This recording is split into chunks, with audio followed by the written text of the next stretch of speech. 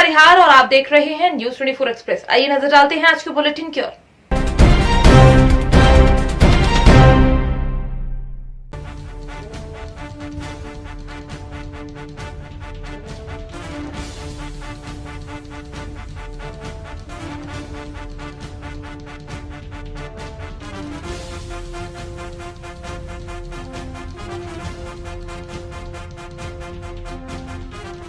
मध्य प्रदेश की अग्रणी company zero plus private limited ने अपनी विचारधारा स्वस्थ नारी सशक्त भारत के अनुरूप अपने बहुप्रतीक्षित उत्पाद संपूर्ण भारत में लॉन्च किए हैं।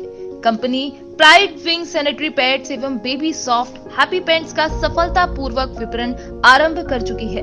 कंपनी का उद्देश्य कम मूल्य पर उच्च गुणवत्ता के उत्पाद समस्त भारतीयों को उपलब्ध कराना है। कंपनी के ग्रुप डायरेक्टर राहुल जैन स्वदेशी भारत एवं वोकल फॉर लोकल के अंतर्गत समस्त भारत में कंपनी की उपस्थिति दर्ज कराना चाहते हैं। कंपनी का मुख्य ऑफिस मध्य प्रदेश के इंदौर शहर में स्थित है। कहा जाता है कि आवश्यकता ही आविष्कार की जननी होती है, लेकिन ये मुहावरा दमोह जिले के हटा पटेरा जनपद के लिए लागू नहीं होता है, क्योंकि यहाँ के विकलांगों को आवश्यकता तो है, आविष्कार भी है, लेकिन देने वाले दाताओं का कुछ पता नहीं। इनको कोई भी प्रकार की प्रशासनिक योजनाएं, जन कल्याणकारी योजनाओं से वंचित किया जा रहा है। ऐसा ही एक मामला दोनों जनपद केंद्रों की स्थिति में है, जहां पहले सांसद निधि एवं सामाजिक न्याय विभाग द्वारा सभी विकलांगों को ट्राई मोटरसाइकिल वितरित की गई। बाद में कुछ लोगों के लिए साइकिल की कमी होने के कारण पुनः 13 ट्राई मोटरसाइकिल मंगाई गई थी, जिन्हें शासकीय उच्चतर उत्कृष्ट विद्यालय हटा में रखे 1.5 साल से ज्यादा हो गया। 2 बार इनका सुधार कार्य भी किया गया, लेकिन अभी तक ये किसी को मालूम नहीं कि ये कब विकलांगों के लिए वितरित की जाएंगी। क्या नाम है आपका? मेरा नरेश कुमार सैन, पिता चंद्र प्रसाद सैन। मैं 1 वर्ष से अधिक परेशान हो रहा। 1 वर्ष से अधिक से मेरी साइकिल मोटर बैटरी बाइक उत्कृष्ट हाई स्कूल में रखी हुई है, जिसे अभी तक बांटा नहीं गया है और मुझे परेशानियों का बहुत सामना करना पड़ता है। मुझे चलने फिरने में बहुत परेशानी होती है और मैं कई बार आवेदन भी दे चुका हूँ, लेकिन कोई सुनवाई नहीं हो रही है। और इसलिए मैं चाहता हूँ प्रशासन से कि मेरी बैटरी वाली गाड़ी जल्द से जल्द दी जाए, इससे मेरी सुविधा और चलने फिरने में आसानी हो। प्रसाद अग्रवाल हैं और जिला अध्यक्ष भी हैं दिव्यांग संगठन के। तो गांधीवाड़ के हम रहने वाले हैं और बहुत परेशान हम लोग विकलांग लोग जितने भी हैं। हम लोगों को शासन से कोई सुविधा नहीं मिल रही है।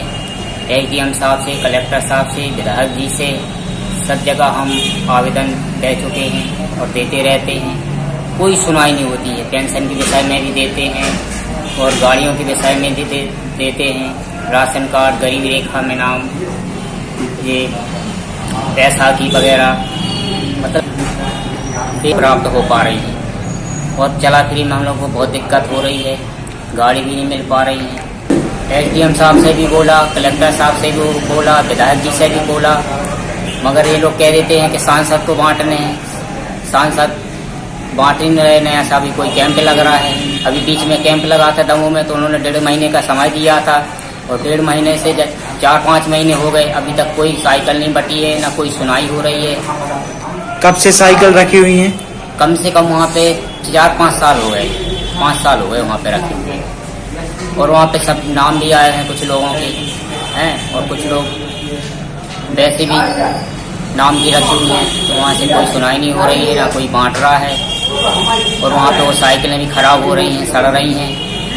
इसलिए श्रीमान जी से निवेदन है कि जिसको भी बांटना है, कलेक्टर साहब बांटे हैं, एसडीएम साहब बांटे हैं या सांसद जी बांटे हैं, तो हमारी उनसे निवेदन है कि ये साइकिलें बंटवाने की कृपया करें, क्योंकि हम विकलांग लोगों को बहुत दिक्कतें हो रही हैं। चला फिरी में दिक्कत हो रही है, चलने में दिक्कत हो रही है। तो हमारी उनसे निवेदन है कि इनको बंटवाने की कृपया करें। सांसद जी से हमारी निवेदन है कि चाहे वो सांसद के द्वारा बटे, जो साइकिलें हमारी हाई स्कूल में रखी हुई हैं उनको वितरण बंटवाने की कृपया करें। हम लोग विकलांगों को दिक्कत हो रही है और जो राशन कार्ड विषय में वो भी जोड़े जाएँ और बीपीएल कार्ड बनवाए जाएँ। और सीएम से भी कही है तो सीएम भी वहाँ पे जाते हैं तो वहाँ भी कोई सुनाई नहीं होती है। मुरादाबाद में प्रेस कॉन्फ्रेंस के दौरान पत्रकारों पर हमले हुए, इसके बाद सभी पत्रकारों में आक्रोश फैला हुआ है। इसी क्रम में आज बिजनौर के पत्रकारों ने नाराजगी जाहिर करते हुए प्रदेश के मुख्यमंत्री को संबोधित कर बिजनौर एसपी को ज्ञापन सौंपा और पत्रकारों के लिए कानून बनाने की मांग की। वहीं ऑल इंडिया रिपोर्टर एसोसिएशन के जिला अध्यक्ष विमल शर्मा ने कहा कि पत्रकारों को जो प्रताड़ित किया जा रहा है, इसको बर्दाश्त नहीं किया जाएगा। इसी को लेकर सीएम योगी आदित्यनाथ जी से पत्रकारों के हित में कानून बनाए जाने की अपील की है। आज ये कप्तान साहब को आपने ज्ञापन दिया है, क्या पूरा मामला है? ये कल जो मुरादाबाद में पत्रकारों के ऊपर उत्पीड़न हुआ, पत्रकारों पर हमला हुआ है सपा के कार्यकर्ता द्वारा, उसी के लिए हमने ज्ञापन दिया है। हमने उनसे मुख्यमंत्री से अपील लगाई है कि हम पे जो है आए दिन पत्रकारों पे हमले होते हैं, पत्रकारों पे मुकदमे होते हैं, उनके विषय में एक कानून बनाया जाए, उनकी सुरक्षा की जाए। हमारी योगी सरकार कहती है कि पत्रकारों के लिए हमने कानून बनाने की व्यवस्था कर रहे हैं, पत्रकारों के लिए बहुत अच्छा बोलते हैं, लेकिन जो दूसरी सरकार के कार्यकर्ता, सपा सरकार अभी आई भी नहीं है, सपा के कार्यकर्ताओं ने हमला किया है। स्वयं मुख्यमंत्री अखिलेश यादव भी उसमें मौजूद थे, पूर्व मुख्यमंत्री। क्या चाहते हैं आप? हम चाहते हैं कि जिनने हमला किया है उनके ऊपर कड़ी से कड़ी कार्रवाई की जाए। कोविड-19 स्टाफ द्वारा एक सूत्रीय मांगों को लेकर धरना प्रदर्शन किया गया। आज बलौदा बाजार के दशहरा मैदान में कोविड-19 स्टाफ द्वारा निरंतर कार्य पर रखने की मांग को लेकर एक दिवसीय धरना प्रदर्शन किया गया। राज्य मोचन निधि मद अंतर्गत कोरोना संकट के समय इन्हें कार्य पर रखा गया था, लेकिन अब इन्हें 31 मार्च तक सेवा समाप्ति का नोटिस दिया गया है, जिससे कोविड-19 स्टाफ द्वारा नाराजगी प्रकट करते हुए धरना प्रदर्शन किया जा रहा है। राज्य आपदा मोचन निधि मद अंतर्गत 3 महीने के लिए रखा गया था, लेकिन जैसे ही राज्य में आपदा महामारी, कोरोना महामारी जैसे ही बढ़ा तो हमारा पोस्टिंग बढ़ा दिया गया। उसके बाद कलेक्टर द्वारा हमें आदेश दिया गया कि जहां जहां कोविड सेंटर बंद हो रहा है उन लोगों वहां से सभी स्टाफ को स्वास्थ्य स्तर को बढ़ावा देने के लिए आसपास CHC PHC जहां भी स्टाफ नर्स या स्वास्थ्य सहायक की कमी थी वहां स्थानांतरित कर दिया जाए। लेकिन अभी कुछ ही दिन पहले हमें CMHO ऑफिस से फिर से नोटिस मिला है कि 31 मार्च 2021 को आप लोगों की सेवा समाप्ति की तिथि है। तो हमारा सरकार से बस एक ही अनुरोध है हम सभी कोविड कर्मचारियों से कि जहां कोविड महामारी के दौरान हमने देश में शासन का कंधे से कंधे मिलाकर हम सभी साथ दिए, तो क्या सरकार हमारे खिलाफ आज हम लोगों को जॉब से निकाल दे रही है? तो क्या ये उचित है? ये हम लोगों के साथ बहुत ही अन्यायपूर्ण व्यवहार किया जा रहा है सरकार द्वारा। अगर आपकी मांगे पूरी नहीं होती तो आगे की योजना क्या? अगर हमारी मांगे पूरी नहीं होती तो आगे हम लोग राज्य स्तरीय धरना प्रदर्शन करेंगे अनिश्चितकालीन के लिए, और सरकार को हम अल्टीमेट देंगे कि जब हमारे काम को निरंतर। मुजफ्फरनगर जनपद के चरथावल थाना क्षेत्र के ग्राम बिरालसी पुलिस चौकी के निकट एक ऑल्टो कार अनियंत्रित होकर पेड़ से टकराकर पलट गई। हादसे में कार सवार कांस्टेबल की मौके पर ही दर्दनाक मौत हो गई। सूचना मिलते ही चरथावल थाना प्रभारी महेंद्र पाल सिंह पुलिस फोर्स के साथ मौके पर पहुंचे और मृतक को CHC में लाया गया। पुलिस ने मृतक के शव का पंचनामा भरकर PM के लिए भेज दिया है। वहीं हादसे की सूचना मिलने पर परिजन CHC पहुंचे। हादसे की सूचना से परिजनों में कोहराम मच गया है। आपका नाम? पवन कुमार सर। अच्छा, अभी चरथावल थाना क्षेत्र के बिरालसी में एक्सीडेंट हुआ है, क्या मामला है? किस तरीके से हुआ एक्सीडेंट? ये कपिल नाम का एक लड़का था, हमारा साड़ा था ये, और यहाँ पर रिठानी जो चेक पोस्ट है थाना प्रतापपुर में मेरठ में उसकी पोस्टिंग थी, वहाँ से किसी सरकारी कार्य के लिए वो जो है गया हुआ था। तो रास्ते में जाते वक्त उसकी सड़क दुर्घटना में जो है ना गाड़ी पता नहीं कैसे क्रैक हुई, टकराने से जो है अब उसका ऑन द स्पॉट एक्सपायर हो गया। तो आपको कैसे सूचना मिली इसकी? हमने उसको फ़ोन मिलाने के बाद में अब हमें दीवान यहाँ से किसी ने सूचना दी भाई क्या ना एक्सीडेंट हो गया और ये हॉस्पिटल में भर्ती है। तो यहाँ को किसी उसका मोबाइल यहाँ किसी पुलिस वाले के पास था।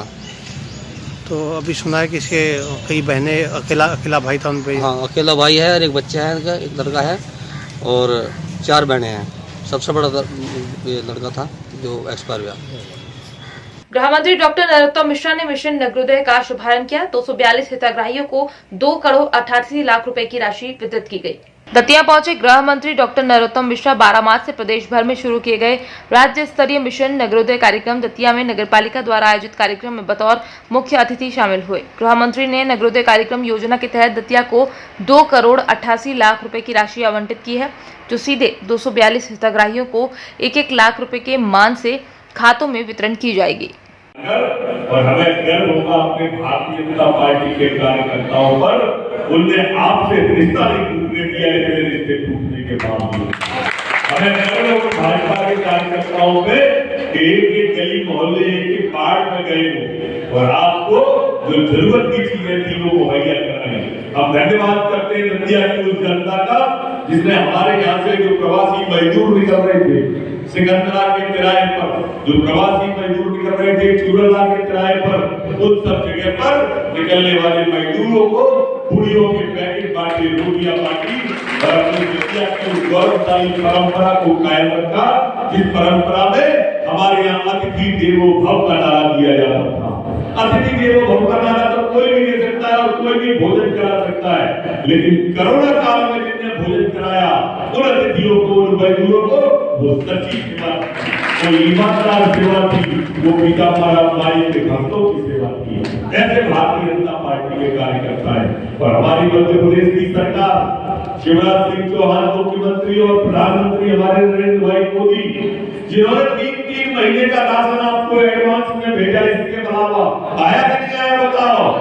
3-3 महीने का राशन अलग से भेजा कि हमारे यहाँ कोई गरीब भूखा न रहे। आज हमने 10 रुपए में भरपेट भोजन की व्यवस्था पीताम्बरा के सामने करी है। माता बहन भी आए और खाए, घर के भोजन से सस्ता भोजन हम दे रहे, रोज आओ और रोज खाओ। कोई दिक्कत आए तो हमें बताओ। गरीब की थाली ना रहे खाली, ये काम है। ये भारतीय जनता पार्टी की सरकार है, ये शिवराज सिंह जी की सरकार है। आज के बुलेटिन में फिलहाल इतना ही। बने रहिए न्यूज 24 एक्सप्रेस के साथ। नमस्कार। मध्य प्रदेश की अग्रणी company zero plus private limited ने अपनी विचारधारा स्वस्थ नारी सशक्त भारत के अनुरूप अपने बहुप्रतीक्षित उत्पाद संपूर्ण भारत में लॉन्च किए हैं। Company pride wing sanitary pads एवं बेबी सॉफ्ट हैप्पी पैंट्स का सफलतापूर्वक विपणन आरंभ कर चुकी है। कंपनी का उद्देश्य कम मूल्य पर उच्च गुणवत्ता के उत्पाद समस्त भारतीयों को उपलब्ध कराना है। कंपनी के ग्रुप डायरेक्टर राहुल जैन स्वदेशी भारत एवं वोकल फॉर लोकल के अंतर्गत समस्त भारत में कंपनी की उपस्थिति दर्ज कराना चाहते हैं। कंपनी का मुख्य ऑफिस मध्य प्रदेश के इंदौर शहर में स्थित है।